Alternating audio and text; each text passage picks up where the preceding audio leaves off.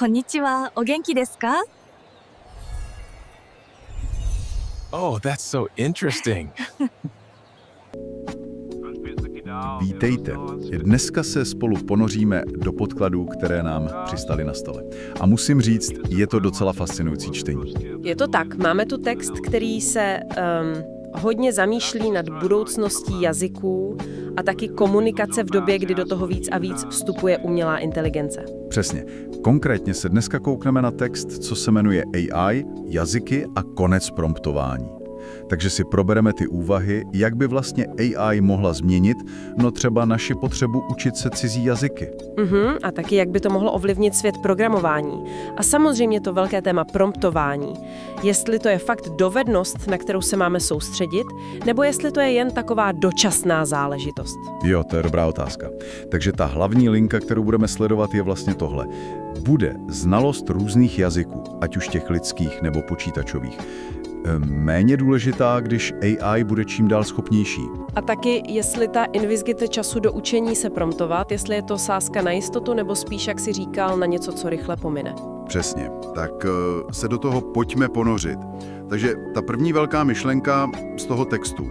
Co když znalost cizích jazyků, prostě přestane být tak klíčová? Ten text argumentuje, že jak se AI zlepšuje v překladech, v tlumočení, Cože? tak by ta tradiční jazyková výbava mohla jako ztratit na ceně. Je to zajímavá myšlenka. No právě. Co si o tom myslet? Je to jenom sci-fi, nebo to má reálný základ? Ten text to popisuje docela živě. Není to jen taková suchá teorie. Zmiňuje i konkrétní představy, jak by to mohlo fungovat v praxi. Jakože konkrétně? No, mluví se tam o tlumočení v reálném čase. Třeba pomocí technologií, které nosíme na těle. Zmiňují tam prsteny nebo chytrý brýle. Aha, jakože bych si nasadil brýle a rozuměl bych hned komukoli na světě. Přesně tak. Že by ty to překládalo rozhovor přímo do ucha, nebo bys viděl titulky před očima? Páni, to zní lákavě. Skoro jako ze Star Treku nebo tak něco. No právě. A pokud by taková technologie fungovala hladce, spolehlivě, tak ten text logicky říká, že by to mohlo fakt dramaticky snížit motivaci lidí trávit roky učením se jazyků. Jakože proč bych se s tím mořil? Přesně. Proč se trápit se složitou gramatikou, výslovností, slovíčky, když ten výsledek to dorozumění můžu mít hned a bez námahy. Snižuje to bariéru, jasně, ale možná i tu hodnotu té snahy. To je zajímavý paradox, že by nám usnadnění komunikace vlastně vzalo chuť učit se komunikovat napřímo. Ale počkej, co ty kulturní nuance? Není jazyk víc než jen nástroj? Určitě je. Co ty všechny idiomy, vtipky, kulturní odkazy, to se přece strašně těžko překládá. Nestratíme tohle, když se spolehneme na stroj, i kdyby byl dokonalej. To je naprosto klíčová námitka. A ten text to možná nerozebírá úplně do hloubky, ale ta otázka tam visí ve vzduchu. To jo.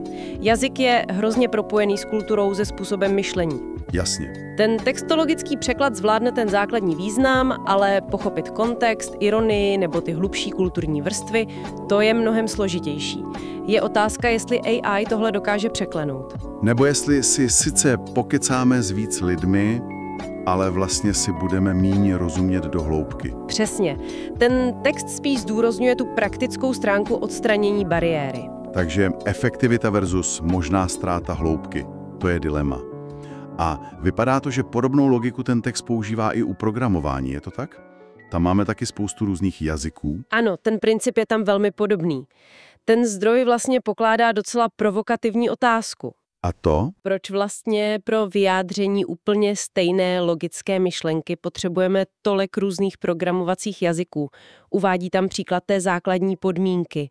Pokud platí A, udělej B, jinak udělej C. To známe i v ten else. Jo, to je základ. Logika je stejná, ale ta syntaxe, ten zápis se liší v Pythonu, Javě, C++, JavaScriptu a desítkách dalších. Takže vlastně říkáme počítači to samý, jen pokaždý trochu jinou gramatikou, jinými slovíčky. Přesně tak. A ten text se ptá, není tahle rozmanitost syntaxe pro stejné operace vlastně zbytečná komplikace? Není to bariéra, která programátorům stěžuje přechod mezi jazyky? Nutí je učit se pořád nové zápisy pro myšlenky, které už dávno chápou? Tady to začíná být hodně zajímavý. Ta myšlenka, že by AI mohla fungovat jako takový univerzální interpret, nebo překladač mezi těmi jazyky. Mhm. Že bych třeba napsal logiku v jednom jazyce, nebo ji dokonce jen popsal slovy a AI by to přeložila do čehokoliv jiného, co zrovna potřebuju. To by mohlo úplně změnit práci vývojářů. Přesně, tenhle směr úvah ten text naznačuje. Pokud by AI dokázala spolehlivě nejen překládat kód mezi jazyky, ale možná i generovat funkční kód v cílovém jazyce na základě obecnějšího zadání, Třeba popsaného normální řeči. třeba nebo nějakým univerzálním pseudokódem, znamenalo by to obrovské zjednodušení, mohlo by to fakt dramaticky snížit bariéry pro vstup do světa programování. Jakože bych se nemusel učit všechny ty detaily syntaxe Javy nebo C#.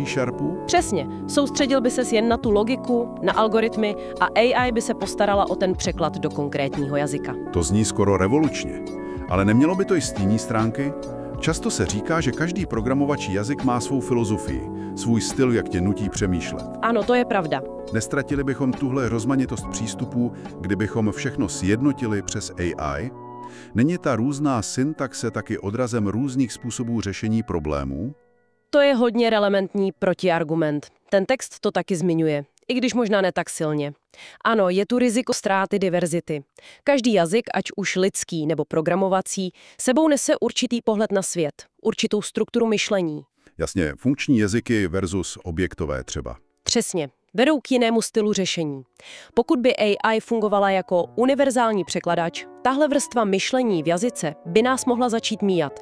Mohlo by dojít k jisté homogenizaci, možná k preferenci řešení, která jsou pro AI nejsnáze generovatelná.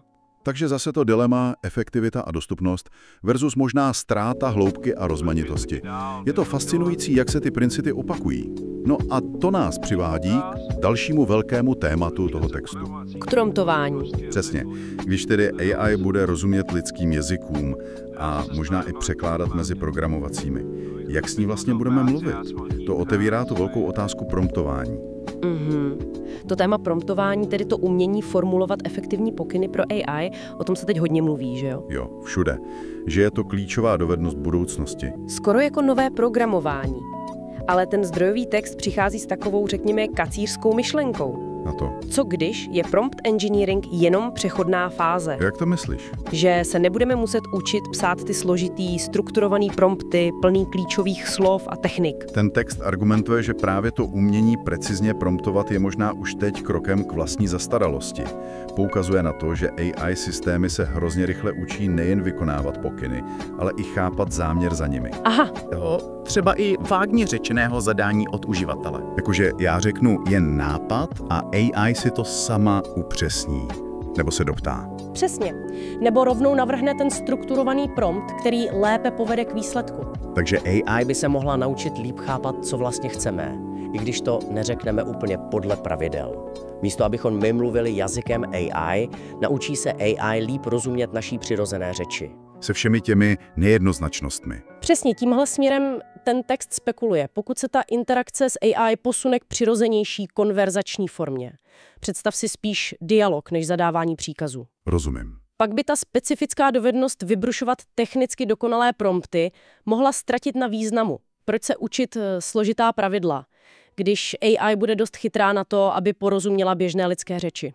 Takže by to mohla být jen taková dočasná potřeba, než AI ještě víc pokročí. Přesně, než se zlepší v chápání kontextu a záměru. No to by byla úleva pro spoustu lidí, co se teď snaží proniknout do tajů promptování. Ale znamená to teda, že bychom se na to měli úplně vykašlat? Nebo tam pořád nějaká hodnota je? Ten text to nestaví takhle černobíle. Spíš naznačuje, že ta role prompt engineera jako specializované profese může být dočasná. Ale schopnost jasně formulovat myšlenky, strukturovat zadání a kriticky hodnotit výstupy AI, To asi zůstane důležitý, že? to budou pravděpodobně stále hodně cenné dovednosti. Jen možná nebudou vyžadovat znalost specifických promptovacích hacků, ale spíš obecnou schopnost efektivní komunikace a kritického myšlení. Takže posun od technické dovednosti k obecnější kognitivní schopnosti. Přesně tak. Ta interakce se může zjednodušit, ale ta potřeba vědět, co chceme a jak to posoudit, ta zůstane. To dává smysl. Zdá se, že ten text kreslí budoucnost, kde AI přebírá roli takového metainterpreta, který nám usnadňuje komunikaci přes různé jazykové bariéry, ať už mezi lidmi, mezi programátory, nebo mezi člověkem a strojem. Ano, to je dobré shrnutí té hlavní vize, kterou ten text předkládá. AI jako univerzální tlumočník a zprostředkovatel, který snižuje tření a umožňuje plynulejší výměnu informací a realizaci myšlenek. Samozřejmě s těmi otazníky ohledně možných ztrát, o kterých jsme mluvili. Jasně. Tak pojďme si ty klíčové body ještě jednou projít, ať si to ujasníme. Na základě toho textu AI, jazyky a konec promptování jsme tedy probrali hlavně tu myšlenku, že rostoucí schopnosti AI v překladu a interpretaci, že by mohly snížit význam znalosti více lidských jazyků. A podobně i tu potřebu ovládat mnoho různých programovacích jazyků, protože AI by mohla fungovat jako ten univerzální překladač nebo dokonce generátor kódu. Bavili jsme se o těch potenciálních přínosech v efektivitě, ale i o rizicích ztráta jazykové a myšlenkové diverzity. Přesně. A pak jsme se zamysleli nad budoucností promptování. Ten text naznačuje, že ten současný důraz na prompt engineering jako specifickou technickou dovednost může být jen dočasný fenomén. Ano, jak se AI bude zlepšovat v chápání přirozeného jazyka a kontextu, mohla by se komunikace s ní stát mnohem intuitivnější, víc konverzační. Takže ta potřeba precizně formulovat prompty podle specifických pravidel by mohla ustoupit do pozadí. I když ta schopnost jasně myslet a formulovat své požadavky, ta zůstane klíčová. To určitě. Celkově ten text nabízí pohled na AI nejen jako na nástroj, ale jako na sílu, která by mohla fakt fundamentálně změnit způsob, jakým používáme a vnímáme jazyk. Ve všech jeho formách. Přesně tak. A to mě přivádí k jedné takové závěrečné myšlence k zamyšlení, která z toho všeho tak nějak vyplývá. Jestliže AI fakt převezme tu roli univerzálního tlumočníka a interpreta mezi všemi typy jazyků, lidskými, programovacími, možná i vizuálními nebo dalšími, a usnadní nám tak komunikaci a tvorbu, jaký to bude mít dlouhodobý dopad na naši vlastní schopnost myslet? Zajímavá otázka. Často se říká, že jazyk formuje myšlení, že jo? Že ty nuance, struktura, logika konkrétního jazyka nám dávají nástroje pro formulování složitých myšlenek. Pokud nám AI tuhle námahu s jazykem usnadní, pokud bude fungovat jako takový neustálý prostředník, nepřijdeme tím o část tréninku našeho vlastního myšlení? Nestane se naše myšlení plošším, méně rozmanitým, když se méně budeme muset potýkat s těmi výzvami a specifiky různých jazykových systémů?